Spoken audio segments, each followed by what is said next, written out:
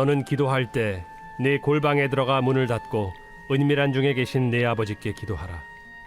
은밀한 중에 보시는 내 아버지께서 갚으시리라. 여러분 가정에 가면 책상이나 화장대 이런 데 가만히 보면 흔히들 노란 고무줄 정도는 다 눈에 보일 거예요. 이 집에도 그런 것들이 많이 있는데 우리가 어릴 적부터 이런저런 고무줄을 가지고 많이 놀기도 했죠. 고무줄의 특성이 어떻습니까? 우리가 이렇게 당겨보면 탁 놓으면 어떻게 돼요? 자기 자리로 돌아가죠. 아무리 길게 느려도 놓는 순간 이게 다시 원위치되어서 길이가 짧아지게 됩니다. 신앙의 자리가 이런 고무줄과도 같다는 거예요. 항상 우리가 신앙의 많은 일들을 우리가 치르게 되는데 그 일들을 끝나고 난 다음에는 모든 신자들은 기도라고 하는 자리, 나만의 기도의 골방으로 돌아가야 합니다. 이 골방이라고 하는 기도의 자리는 신자들에게는 영적인 고향과도 같습니다. 언제나 우리가 돌아가야 할 곳이죠. 다시 말해서 우리에게 기도라는 것은, 기도의 자리라고 하는 것은 하나님과의 나 사이의 대화입니다. 그래서 하나님이 그 자리에 언제나 대화의 테이블에 앉아 계셔서 우리가 오기만을 기다리고 계시는 거예요. 그래서 늘 하나님과 우리 사이에 이 기도의 통로를 통해서 많은 신앙과 삶의 대화를 하나님은 나누기를 원하시는 거죠.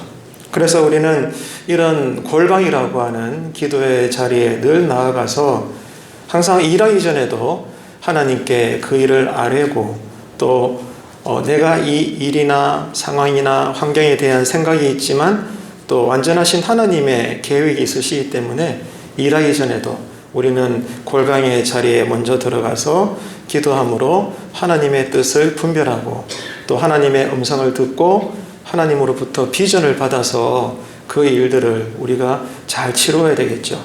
그러면서 일하면서도 그 과정 속에 계속 성령님의 기름 부으심이 있으셔야 하기 때문에 늘 기도하면서 진행 중인 일들이 잘 될 수 있도록 우리는 해야 합니다. 그리고 일이 끝나고 나서도 여전히 우리는 나만의 골방, 그 기도의 자리에 들어가서 그 일 이후에 또 하나님이 뭐라고 말씀하시는지 또 하나님과 나 사이에 은밀한 신앙적 체험이 있어야 되는 거죠. 여러분, 예수님께서 이 땅에 왜 오셨을까요? 우리가 많은 것들로 설명을 할 수 있고 정의를 내려볼 수 있지만 예수님께서 이 땅에 오신 가장 첫 번째 이유는 하나님 때문에 그래요. 하나님이 아니면 우리는 존재할 수 없고 하나님이 아니면 우리는 성도로서 살 수 없고 하나님이 아니면 이 세상 끝날에 심판을 통해서 성도들은 진정한 구원이 완성되어지는데 그러한 것들도 우리는 경험할 수가 없겠죠. 처음부터 끝까지 하나님이 아니면 우리는 살 수가 없습니다. 그런데 문제는 그 하나님이 영이시기 때문에 우리 눈에 보이지 않는다는 거예요. 잡을 수도 없고 냄새도 나지 않고 우리의 모든 감각을 통해서 우리가 먼저 하나님을 알 수 있고 또 찾아갈 수 있는 길은 아무것도 없습니다. 그렇기 때문에 하나님께서 우리에게 오셔야 되는 거예요. 그래서 하나님께서는 당신의 아들, 다시 말해서 말씀이 육신이 되셔서 인카네이션, 성육신 되셔서 우리와 함께 거하신 것입니다. 우리 눈에 보이게 된 것이고 우리가 잡을 수 있게 된 것이며 그분과 말을 할 수도 있고 먹을 수도 있고 대화할 수도 있게 된 거죠. 그래서 누구든지 간에 예수님을 통해서 우리는 영이신 아버지 하나님을 만날 수 있고 볼 수 있으며 경험하고 대화하고 교제를 누릴 수가 있는 겁니다. 이러려고 예수님께서 이 땅에 오신 거죠. 그리고 두 번째 이유는 말씀이 육신이 되신 예수님. 이 말씀이 아니면 모든 피조물들이 존재할 수가 없었죠. 그 말씀이 예수님이십니다. 육신이 되어 오셨죠. 그래서 예수님은 이 땅에 오셔서 무엇보다도 말씀의 능력이 무엇인가를 우리에게 보여주시길 원하셨습니다. 빛이 있으라. 말씀하심에 빛이 있었고 그 말씀이 우리를 지금도 다스리고 계시며 장차 다시 오실 예수님은 그 동일하신 창조 때의 말씀과 지금 다스려 나가시는 그 말씀과 그 말씀이 이제는 심판의 말씀이 되어서 우리를 판단하시고 모든 것들을 나누게 될 것입니다.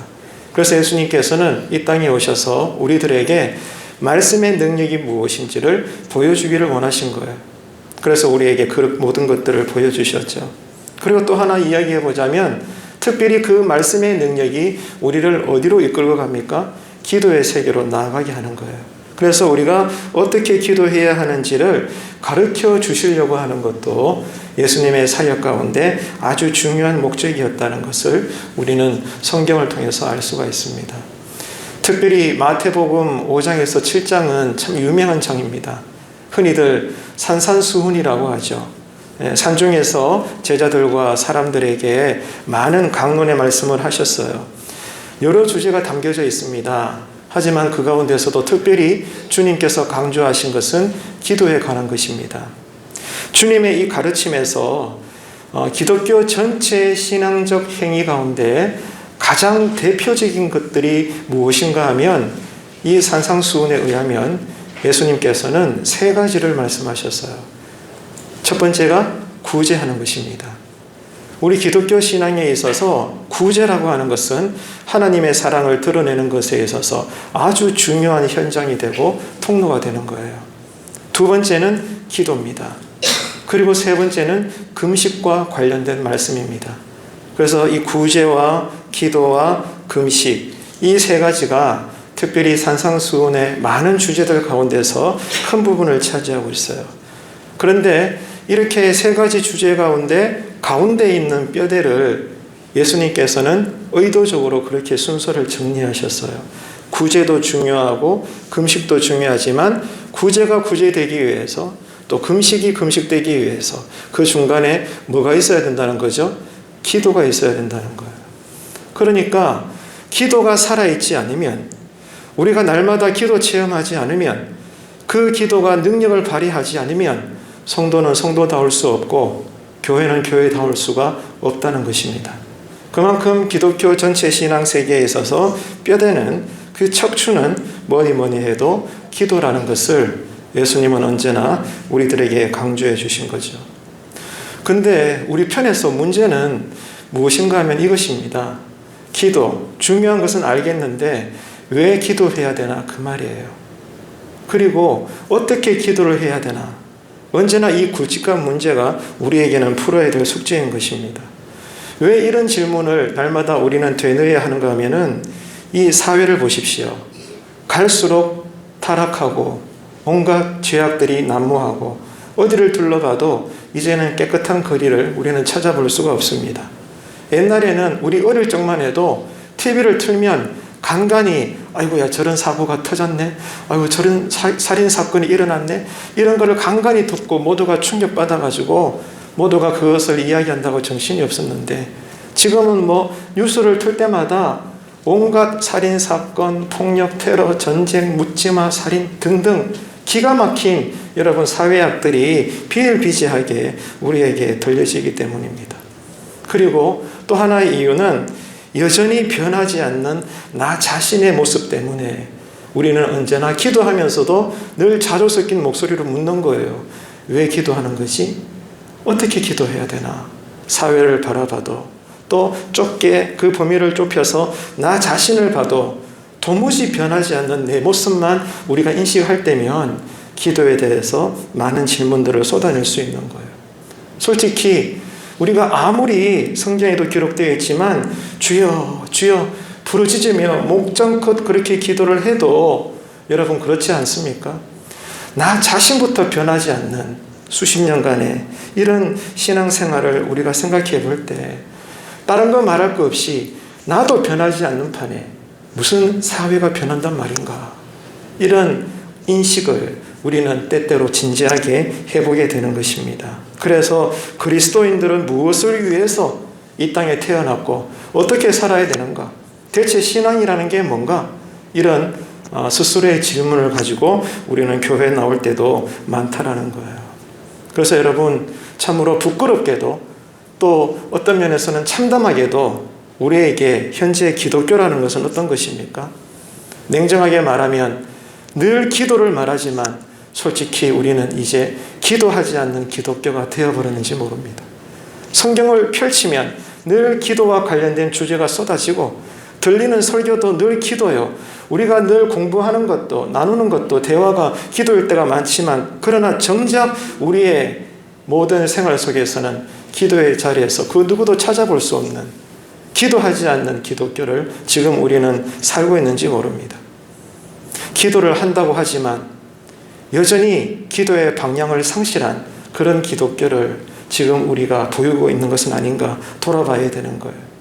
기도의 모양은 있는데 기도의 능력은 이제 경험하지 못하는 그러한 세월을 어느덧 5년, 10년, 20년, 30년 우리 자녀들도 이런 우리들을 보면서 교회에서 드리는 기도가 저런 거구나 부정적으로만 배울 수밖에 없는 그러한 참 곤란한 시대에 우리가 어쩌면 살고 있는지 모릅니다. 이런 우리들에게 기도의 골방을 다시 찾아 들어가라고 오늘 말씀은 주님은 우리에게 가르쳐주고 계시는 거예요. 그래서 특별히 주님은 제자들에게 또한 우리들에게 일찍이 주님의 기도를 가르쳐 주셨죠. 주기도라고 하지 않습니까? 그런데 이 주님의 기도를 주님께서 가르쳐 주신 이유, 다시 말해서 이 기도가 탄생될 수밖에 없었던 배경이 뭔지를 우리가 이해해야 합니다. 오늘 6장 6절을 읽었는데 그 앞에 있는 6장 5절이 바로 그것입니다. 여러분 성경책을 보시고 함께 읽어보도록 합시다. 6장 5절입니다. 또 너희는 기도할 때에 외식하는 자와 같이 하지 말라.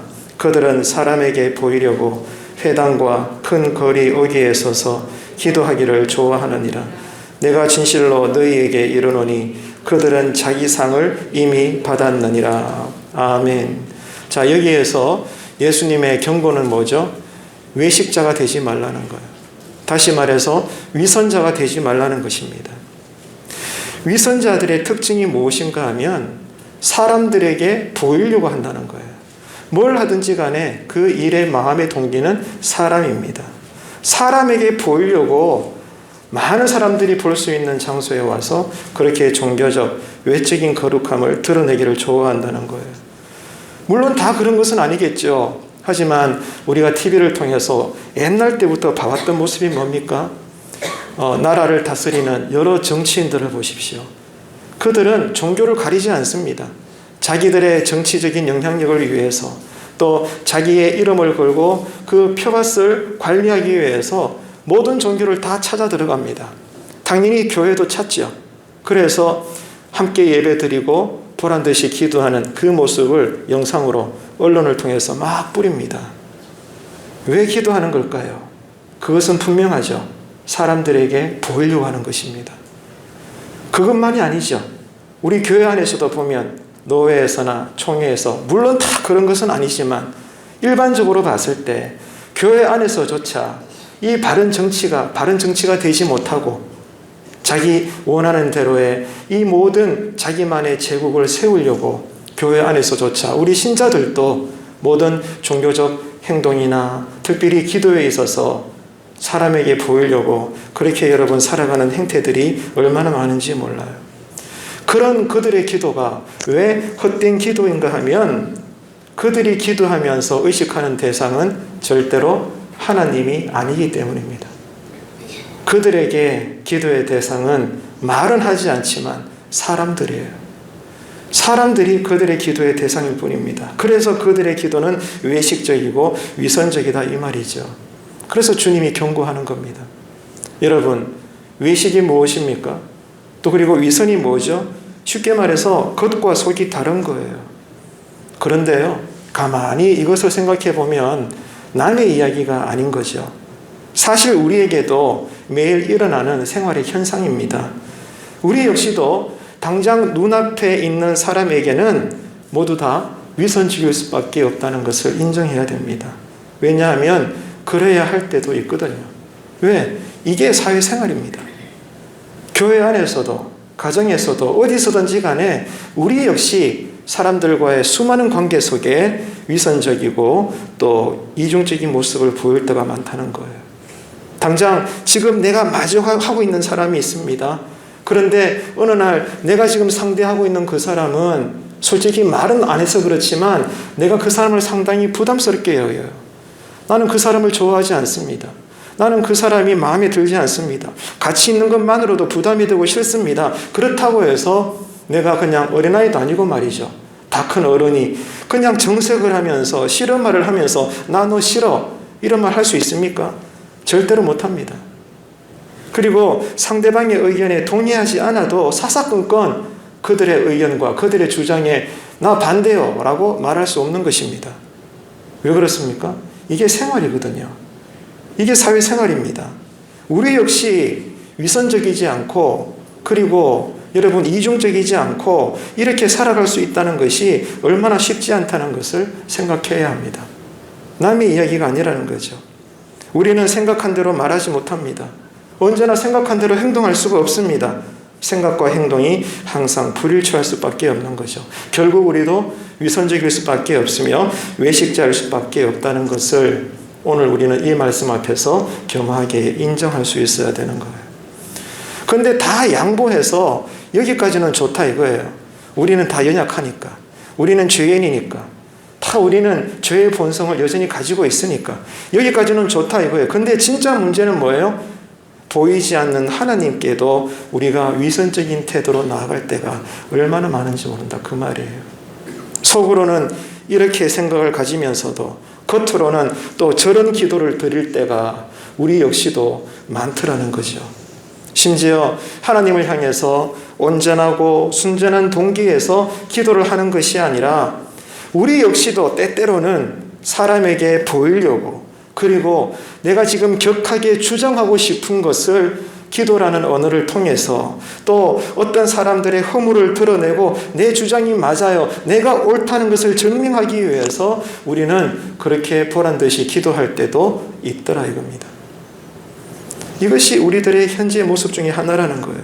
그래서 이런 모든 기도는 하나님이 아니라 사람을 향해서 사람을 의식해서 우리가 헛된 기도를 드리고 있는 거다. 이것을 우리는 생각을 해볼 수 있는 거죠. 그래서 이런 우리들에게 하나님은 어떤 분이시며 그분을 어떻게 만나야 되는지 주님은 당시 제자들에게 또 오늘 우리들에게 가르쳐주고 계십니다. 오늘 우리가 읽었던 본문 마태복음 6장 6절이에요. 다시 한번 읽겠습니다.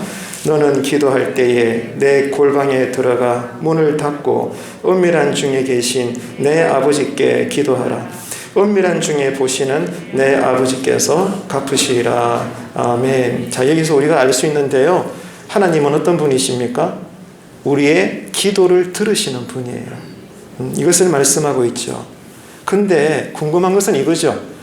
하나님이 어떤 분이신데 우리가 뭐라고 그렇게 우주보다 크신 하나님이 누구보다 바쁘신 하나님이 내가 뭐라고 나 같은 자의 기도를 들으신다? 왜 들으시지? 그리고 내 기도에 응답하시려고 준비하신다? 그리고 실제 응답하신다? 왜 그러시는데? 우리는 이 질문을 가져야 되는 거예요. 왜 하나님이 나 같은 죄인의 기도를 들으시는 걸까요? 그리고 응답을 준비하시는 걸까요? 그 이유가 뭐죠? 하나님이 우리의 아버지가 되시기 때문에 그래요. 이게 복음의 소리입니다. 하나님이 우리에게 아버지가 되시기 때문에 나는 잘난 것 없어도 절대로 내 기도가 하나님께 올라갈 자격이 없어도 하나님은 귀를 기울이신다 이거예요. 왜? 내 아들이거든요. 내 딸이거든. 내 가족이기 때문에 아버지는 그 소리를 들을 수밖에 없는 거예요. 그래서 성경에 보면 멀리서도 나의 앉고 일어섬을 아시고 그죠? 내 이름 석자를 아시고 나의 모든 상황들을 꿰뚫어 보시는 거예요. 내 아버지이기 때문에 그런 것입니다. 한 나라의 대통령은 절대로 없어서는 안 될 인물이죠. 반드시 필요합니다. 그 한 명의 대통령 때문에 나라의 운명이 달라질 수도 있는 거예요. 얼마나 중요한 부분인지 몰라요. 근데 여러분 솔직히 생각해 봅시다. 그렇게 중요한 한 나라의 대통령이지만 평생 나하고는 직접적으로 관계가 있을까요? 없죠. 나라적으로는 꼭 필요한 사람을 뽑아야 되지만 그러나 나에게는 관계가 없는 거예요. 왜 그렇습니까? 남이니까요. 나라적 개념으로는 필요한 그분이 대통령이 되어야 되지만 대통령이 되고 나서도 그분이 날 만날 가능성이 얼마나 있겠습니까? 그분이 내 이름 석자를 알까요? 그죠? 그분이 나를 찾아올까요? 그럴 일이 없습니다. 위대한 공적을 여러분 나라 안에서 내가 일으키지 않는 이상, 보이지 않는 이상 대통령이 내가 뭐라고 나를 청와대에 초대하겠습니까? 아니면 그분이 직접 차를 타고 와서 우리 집에 방문할 이유가 어디 있겠습니까? 절대로 그런 일은 없습니다. 왜? 남이니까요. 하나님은 누구죠? 창조자이십니다. 전능하신 분입니다. 또 우리를 고치시는 치료자이십니다. 장차 우리를 심판하실 심판자인 줄로 믿으시면 아멘 합시다. 네, 다 좋아요. 근데 여러분, 창조자 하나님, 전능하신 하나님, 치료자 하나님, 위로하시는 하나님, 심판하시는 하나님 다 좋아요. 그런데 우리에게 가장 의미가 있는 것은 그게 아니라는 거예요. 뭐죠? 그런 하나님이 나에게 아버지가 되신다는 거예요. 하나님이 창조자이면 뭐합니까? 나에게 남이라면, 이웃집의 아저씨가 아무리 훌륭해도 나하고는 상관없어요. 남인데. 안 그래요, 여러분? 하나님이 아무리 고상한 이름에 전능하신 신의 대상일지라도 그분이 나에게 아버지가 되시기 때문에 의미가 있는 거예요. 오늘 말씀은 이것을 우리로 깨닫게 하는 겁니다. 얼마나 중요한 개념인지 몰라요.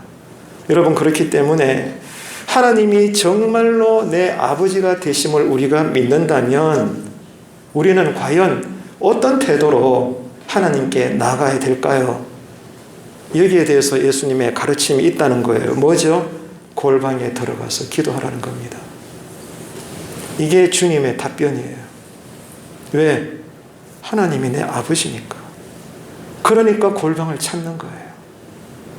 아들이 아프다는데, 자녀가 힘들다는데, 어디 부모가 떨어있든 그 자녀의 신음소리를 부모가 안 듣겠습니까?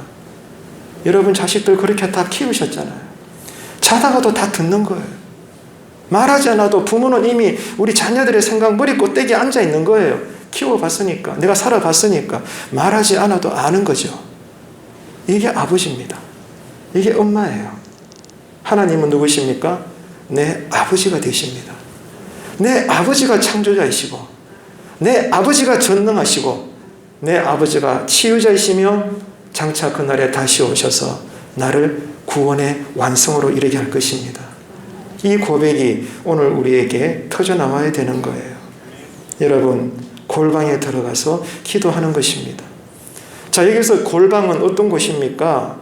어느 누구도 들어가지 않는 곳이에요. 다시 말해서 아무나 들어갈 수 있는 곳이 아닌 내실이고 밀실입니다. 그래서 우리가 왜 이런 골방에서 하나님을 만나야 될까요? 내 아버지니까요. 나는 당신의 자녀니까요. 우리 집에 거실에는 아무나 들어올 수 있지만 안방 가장 깊은 은밀한 곳에는 누구도 들어갈 수 없는 거예요. 거기에는 아버지만 들어갈 수 있고 아들만 들어갈 수 있고 직계 가족만 들어가는 거예요. 바로 그 관계입니다. 골방이라는 기도의 자리는 여러분 정말로 하나님이 내 아버지임을 믿는 기도자가 들어가는 거예요. 결국 보십시오. 이것도 믿음과의 싸움이에요. 무엇을 믿는가? 이게 왜 기도하는가의 해답이고 어떻게 기도해야 되는가의 해답인 거예요. 우리에게 이 믿음이 있습니까? 정말 여러분에게 하나님은 여러분의 아버지이심이 믿어지십니까? 주님은 우리에게 가르쳐 주시는 거예요. 그렇다면 너만의 골방의 기도의 자리에 돌아가라는 거예요. 고무줄같이. 그러면 살겠다는 겁니다. 그러면 네 신앙이 회복된다는 겁니다. 그러면 부족한 것들이 채워진다는 겁니다. 믿으시면 아멘 하십시오. 골방을 사수하고 회복해야 되는 거예요. 아버지가 원하는 것은 그 자녀 자체인 것이지 그 자녀가 가지고 있는 돈이나 어떤 업적이 아닙니다. 아버지 하나님은 자녀된 우리와 그저 친밀하게 대화하기를 원하는 거예요. 저도 이제 두 딸을 키우지만 딸들이 이제 머리가 굵어가지고요. 제가 틈틈이 아빠로서 방의 문을 열고 들어가려고 하면 들어오지 못하게 해요. 여러분 자녀도 그럴 겁니다. 그럴 때면 아빠 마음이 상당히 문드러져요. 거부당하는 느낌, 외로운 느낌, 아 벌써 이런 관계가 됐나? 그런 느낌이 막 밀려오는 거예요. 아빠의 마음은 엄마의 마음은 한결같아요. 딴 거 아니거든요. 그저 서로 바라보면서 니 오늘 어떻게 지냈나? 안 춥더나? 뭐 힘든 거 없나? 학교에 문제 없나? 아빠한테 뭐 말할 거 없나? 이런 대화를 하고 싶은데 이제는 머리가 굵어가지고 그런 대화도 귀찮아하는 거예요. 아이들이 그만큼 자랐다는 거죠. 하나님과 우리의 사이도 마찬가지예요. 하나님은 골방을 원하십니다. 하나님과 나 사이 단둘이 대화하기를 원하십니다. 왜? 우리가 자녀니까요. 근데 우리는 그것을 싫어하는 거예요. 귀찮아하는 거예요. 우리가 회복해야 될 것은 골방의 기도입니다. 기도의 첫 자리를 회복하는 우리 교회 신앙 되시기를 간절히 바랍니다. 하나님께서 정말 내 아버지가 되시고 내가 아버지 하나님과 친밀하다면 그분과의 단 둘이만의 비밀적 대화가 있지 않겠어요? 그런 대화를 어디서 하죠? 카페에서 합니까? 다 사람들이 지나다니는 누구나 들을 수 있는 그런 의자에 앉아서 이야기합니까? 아니죠. 은밀한 곳에 가서 아빠, 나 사실은 이런 문제가 있어. 그래? 아이고 왜 이제 이야기하노? 여러분 그렇게 되는 거예요. 하나님은 우리에게 아버지가 되는 겁니다. 여러분 그렇기 때문에 옆에 누가 있든지 간에 또 앞에 나가서 대표로 회중 기도를 하든지 간에 우리의 모든 기도는 오직 하나님만 향해야 되는 거예요. 그러기 위해서는 날마다 내 기도의 첫 자리는 내실이 되어야 되고 밀실이 되어야 됩니다. 다시 말해서 골방이 되어야 되는 거예요. 여러분도 그러시겠지만 저도 어릴 적부터 지금까지 신앙생활을 뼛속깊이 해오면서 느끼는 것이 있습니다. 많은 교회를 돌아다니고 이루 다양한 성도들을 만나면서 한결같은 공통점을 저는 발견하게 됩니다. 그게 뭔가 하면 개인적으로 자기만의 골방에서 기도하는 사람이 함께 모여 기도하는 자리에 늘 그 자리에 그 사람은 앉아 있더라고요. 바꾸어 말해서 함께 기도하는 공적 기도의 자리에 신실한 사람이 신방을 해보고 대화해보고 그 사람의 생활을 하나하나 알아가면 갈수록 늦게서라도 알게 되는 거예요. 아, 어디서라도 저분은 자기 홀로 기도하는 자리가 또 있으시구나. 변함이 없더라고요. 누구에게나. 여러분, 기도 안 하는 사람은요, 늘 이런 얘기를 합니다. 목사님, 꼭 금요기도 가야 됩니까? 꼭 새벽기도 가야 됩니까? 버스 타면서 기도할 수도 있잖아요. 틀린 말은 아니죠. 근데 보면 알아요. 한결같이 기도 안 하는 사람들이 하는 이야기예요. 근데 정말 기도하는 사람들은 아까 같이 그 사람 말처럼 버스 타면서도 기도합니다. 세수하면서도 기도합니다. TV 보다가도 갑자기 뭔가 내 마음속에 성령님의 음성이 들리면 거실에 꿇어앉아 기도합니다. 그런 사람이 힘을 다해서 여러분 어지간하면은 이 공적 예배에 나와서 함께 기도합니다. 성령님이 그렇게 이끄시는 거죠. 절대로 변명할 수 없더라고요. 여러분, 지금 우리의 신앙은 어떻습니까? 골방 기도와 또 이런 함께하는 제단에서의 기도가 다시 회복되고 불이 붙을 때 저 같은 목사생의 입장에서는 목회가 됩니다. 그리고 여러분의 교회는 살아나는 거예요. 이런 교회가 되기를 바랍니다. 이런 교회를 꿈꾸시기를 바랍니다. 기도가 살리는 거예요. 기도가 살아나야 금식도, 구제도, 선교도, 봉사도, 교제도, 교육도, 어떤 회의도 모든 것들이 건강해지는 거예요. 기도보다 앞서서는 안 되는 거예요. 기도할 때 하나님이 생각을 주시는 거죠. 분별력을 주시는 거죠. 마음을 갖게 하시는 거예요. 그래서 저는 젊었을 때, 청년 때 선교 교육을 많이 받으면서 그런 훈련도 많이 했어요. 지금 어떤 선교지에 사람을 보내고 후원금을 보내고 해야 되는데 어느 나라에 보내야 될지 결정하기 힘들 때 그 속해 있는 구성원들이 지금 당장 기도하자는 거예요. 그래서 함께 그 주제를 가지고 1시간이고 2시간이고 함께 기도하는 거예요. 그러고 난 다음에 눈 떠서 조장이 함께 모입시다. 그럼 모여가지고 하나님께서 어떤 응답을 주셨나 한 명 한 명 다 물어보는 거예요. 때로는 일치한 국가의 이름이 나오기도 하고요. 일치된 지역이 터져 나오기도 하고 또 이렇게 여러 갈래의 이야기가 나오면 또 다시 엎드리는 거예요. 다시 기도합시다. 또 1시간 기도하고 점검하고 또 1시간 기도하고 하나님의 뜻을 확인하고 그런 훈련을 곧잘 받았거든요. 저는 어느 교회나 이런 패턴이 필요하다고 생각합니다. 우리는 늘 기도하지 않고 자기 소견대로 이렇다 저렇다 서로 간에 말을 하지 않습니까? 그러니까 교회가 살얼음 걷는 것 같고 표정은 그렇지 않지만 서로의 영혼과 속사람은 문드러져 가는 거예요. 예배는 드리는데 감흥은 없고 예배는 드리고 기도는 하는데 거기에 기쁨은 없고 말이죠. 그냥 적당히 앉아있다가 돌아가는 이런 모습들이 늘 이어지는 무한 반복되어지는 우리의 종교적인 행태는 아닌가. 우리가 돌아보면서 오늘 우리에게 주신 말씀, 신앙은 고무줄과 같습니다. 내가 어떤 일을 하든지 어떤 상태에 있든지 간에 탁 놓으면 다시 원래의 길로 돌아가는 그 고무줄처럼 여러분 시작과 그때 중간과 그 일이 끝났을 때에도 여러분만의 골방의 기도의 자리가 있게 되기를 축복합니다. 기도의 첫 자리로 돌아가십시오. 이것만이 살 길입니다. 이것만이 여러분 회복될 수 있는 유일한 길이에요. 지금 우리의 기도의 생활을 돌아보시고 오늘 이 말씀의 은혜가 우리와 함께 하시기를 주님의 이름으로 축원합니다.